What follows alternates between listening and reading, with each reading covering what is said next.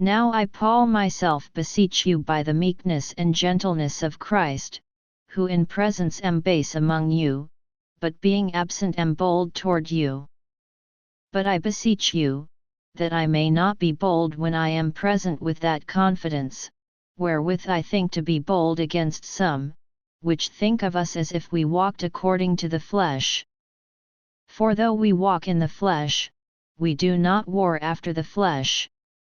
For the weapons of our warfare are not carnal, but mighty through God to the pulling down of strongholds, casting down imaginations, and every high thing that exalteth itself against the knowledge of God, and bringing into captivity every thought to the obedience of Christ. And having in a readiness to revenge all disobedience, when your obedience is fulfilled. Do ye look on things after the outward appearance? If any man trust to himself that he is Christ's, let him of himself think this again, that, as he is Christ's, even so are we Christ's.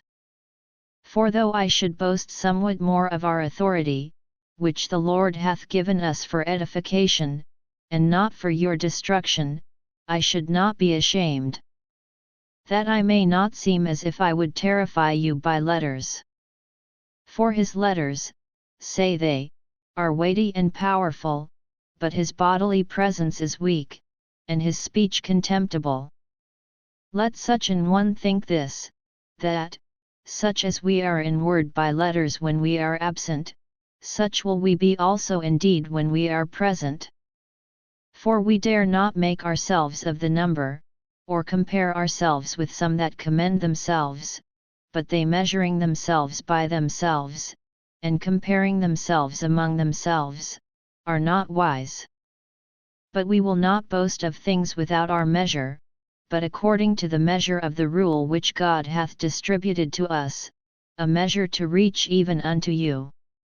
For we stretch not ourselves beyond our measure, as though we reached not unto you, for we are come as far as to you also in preaching the gospel of Christ.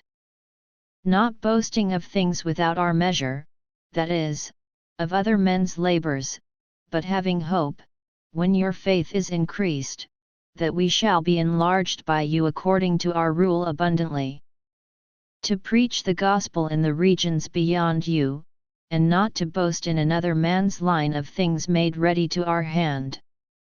But he that glorieth, let him glory in the Lord.